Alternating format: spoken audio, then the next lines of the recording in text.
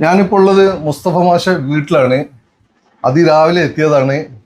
മാഷ ഒരുപാട് കാര്യങ്ങൾ പങ്കുവെക്കാനുണ്ട്. കാര്യങ്ങളെല്ലാം മാഷ് തന്നെ വിശദീകരിക്കും. മീൻചന്ത സ്കൂളിലല്ലേ? മീൻചന്ത ഗവൺമെന്റ് സ്കൂളില് മാഷിക്ക് നാളെ ഒരു പ്രത്യേക ദിനാണ്. അത് വിശദീകരിച്ച് നമുക്ക് ബാക്കി പിന്നോട്ടേക്ക് പോവാം. മീൻചന്ത ഗവൺമെന്റ് വൊക്കേഷണൽ ഹയർ സെക്കൻഡറി സ്കൂളിൽ കഴിഞ്ഞ 25 വർഷങ്ങളായിട്ട് കാഴ്ച ഉള്ള കുട്ടികളെ സാമൂഹ്യശാസ്ത്രം പഠിപ്പിക്കുന്ന അധ്യാപകനാണ് ഞാൻ ഇല്ലായ്മയെന്നും വല്ലായ്മയെന്നും പ്രയാസത്തിൽ നിന്നും വളർന്നു വന്ന ഒരാളാണ്. 14-ാം വയസ്സിൽ കാഴ്ച മൊത്തം പോയി. പിന്നെ എൻ്റെ പിതാവ് ഞാൻ ജനിക്കുന്നതിൻ്റെ മാസങ്ങൾക്ക് മുമ്പ് മരണപ്പെട്ടു പോയി. ധാരാളം കൈപ്പേറിയ അനുഭവങ്ങളിലൂടെയാണ് ഈ നിലയിലെത്തിയത്. അടുത്ത മാസം ഒരു പക്ഷേ ഞാൻ ഗസറ്റഡ് ഓഫീസർ റാങ്കിലേക്ക്, ഹെഡ് മാസ്റ്റർ പദവിയിലേക്ക് വരെ എത്താനുള്ള സാധ്യത ഉണ്ട്.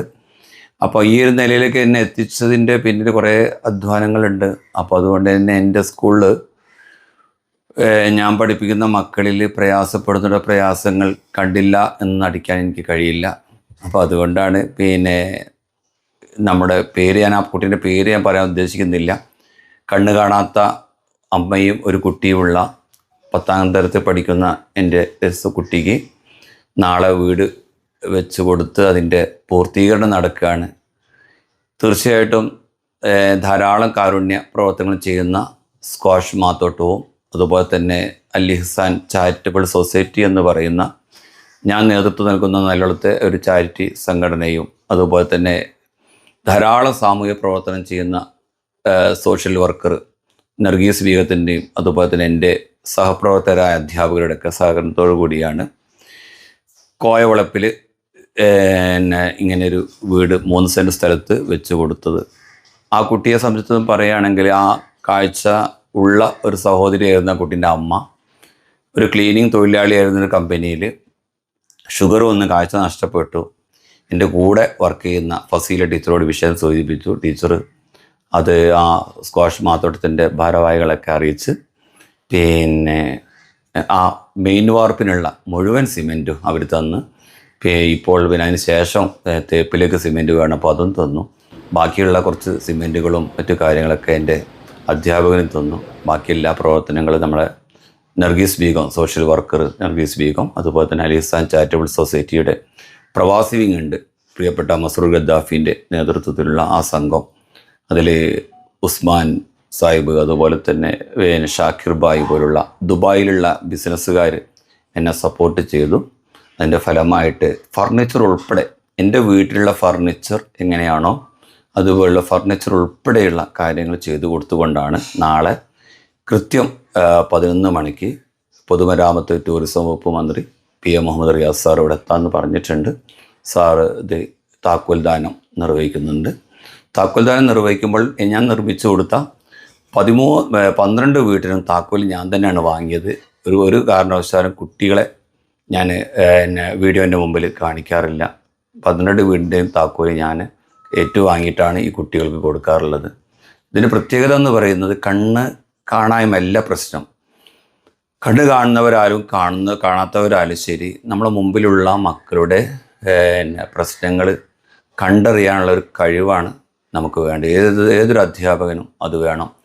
കുട്ടിയുടെ പ്രയാസങ്ങളും പ്രശ്നങ്ങളും മനസ്സിലാക്കിയ ശേഷമേ അവർക്ക് എന്താണ് നമ്മൾ കൊടുക്കേണ്ടത് എന്നുള്ളത് നമുക്ക് തീരുമാനിക്കാൻ കഴിയുള്ളൂ. അങ്ങനെയുള്ള ഒരു അധ്യാപകനാണ് ഏറ്റവും നല്ല അധ്യാപകൻ എന്നാണ് എൻ്റെ ഒരു കാഴ്ചപ്പാട്.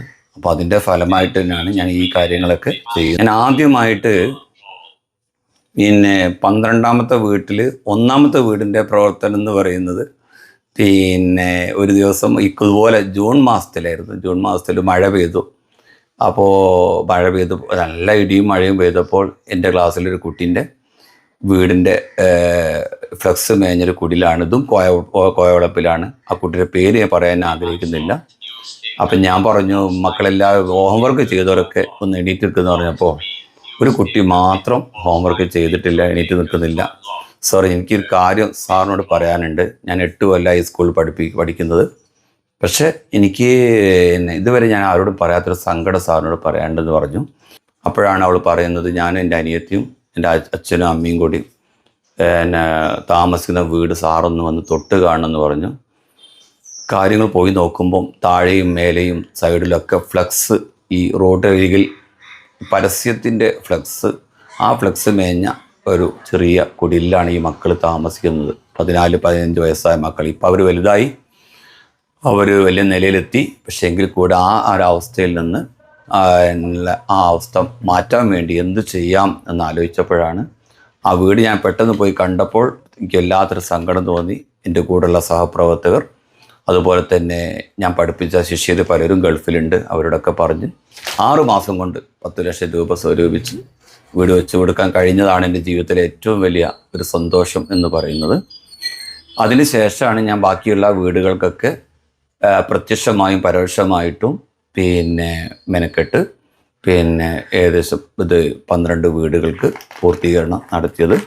ഇപ്പോൾ 13ാമത്തെ വീടിൻ്റെ നിർമ്മാണത്തിന് സ്ക്വാഷ് മാത്തോട്ടം, അതുപോലെ തന്നെ നല്ലോളം കേന്ദ്രമാക്കി ഈ വിനീതം കൂടി നേതൃത്വം നൽകുന്ന അലിസാൻ ചാരിറ്റബിൾ സൊസൈറ്റി, അതുപോലെ തന്നെ സോഷ്യൽ വർക്കർ വർഗീസ് ബീഗം, അതുപോലെ തന്നെ നമ്മുടെ സംസ്ഥാന സർക്കാരിൻ്റെ ലൈഫ് മിഷൻ പദ്ധതിയിൽ നിന്ന് കിട്ടിയ 4 ലക്ഷം രൂപ, ഇതെല്ലാം മുടക്കിയിട്ടാണ് നമ്മളെ ഈ അമ്മയും കുട്ടിയും അടങ്ങുന്ന കുടുംബത്തിന് അന്തി ഉറങ്ങാൻ വേണ്ടിയുള്ള വീട് വെച്ച് കൊടുക്കുന്നത്. തീർച്ചയായിട്ടും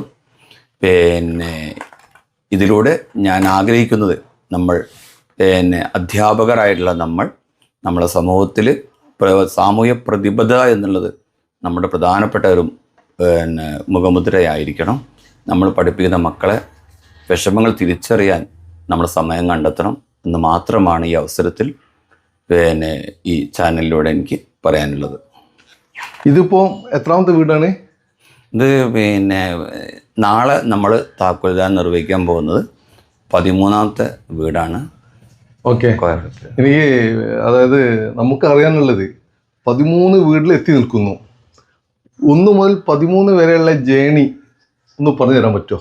1998 ഞാൻ സ്കൂളിൽ ആഗസ്റ്റ് 13 ജോയിൻ ചെയ്യുന്നത്. വളരെ പ്രയാസമുള്ള ഒരു കാലഘട്ടമായിരുന്നു അന്ന് മീഞ്ചന്ത ഗവൺമെൻറ് സ്കൂള്. അതിൽ നിന്നൊക്കെ മാറിപ്പോൾ 99% റിസൾട്ട് SLCയിൽ വരെ എത്തി നിൽക്കുന്ന വളരെ അറിയപ്പെടുന്ന വളരെ പ്രഗത്ഭമായ ഒരു സ്കൂളായിട്ട് മീഞ്ചന്ത ഗവൺമെൻറ് സ്കൂള് മാറിയിട്ടുണ്ട്. കുറേ അധ്യാപകർ, നല്ല മനസ്സുള്ള ധാരാളം അധ്യാപകരുടെയും PTA സഹകരണത്തോടുകൂടി ആ സ്കൂളിനെ വലിയ ഡെവലപ്മെൻറ്റിലേക്ക് എത്തുവാൻ സാധിച്ചു എന്നുള്ളത് തന്നെ ഏറ്റവും വലിയ സന്തോഷമുള്ള കാര്യമാണ്. പിന്നെ ഞാൻ ഈ ഒരു സാമൂഹ്യ പ്രവർത്തനമൊക്കെ ചെയ്യുന്നത് എൻ്റെ സാഹചര്യം, എൻ്റെ കുടുംബ സാഹചര്യവും, എൻ്റെ ഉമ്മ കഷ്ടപ്പെട്ടിട്ടാണ് എന്നെ പോറ്റി വളർത്തിയത്, പിതാവിൻ്റെ സാഹചര്യം ഇല്ലാതെ, സാന്നിധ്യമില്ലാതെ. അപ്പോൾ അതുകൊണ്ട് ആ വിഷമങ്ങൾ ഉൾക്കൊണ്ടുകൊണ്ടുള്ള പ്രവർത്തനം മാത്രമാണ് ഞാൻ ചെയ്തുകൊണ്ടിരിക്കുന്നത്. ഇനി മുമ്പോട്ടേക്ക് ഞാൻ ഗവൺമെൻറ് അടുത്ത ആഴ്ചയിൽ ഈ ഹെഡ് മാസ്റ്റർമാരുടെ ലിസ്റ്റ് പുറത്തിറക്കും. അതിൽ മീഞ്ചന്ത ഗവൺമെൻറ് സ്കൂളിലെ എൻ്റെ അവസാനത്തെ പ്രോജക്റ്റാണിത്. 13ാമത്തെ ഈ വീട് എന്ന് പറയുന്നത് മീഞ്ചന്ത സ്കൂളിലെ എൻ്റെ അവസാനത്തെ പ്രോജക്റ്റാണ്. ഇനി ഞാൻ പോകുന്ന ഏത് സ്കൂളാണ് ആ സ്കൂളും ഇതുപോലുള്ള തുടർന്നുള്ള പ്രവർത്തനങ്ങൾ ചെയ്യണം എന്നാണ് എൻ്റെ ആഗ്രഹം.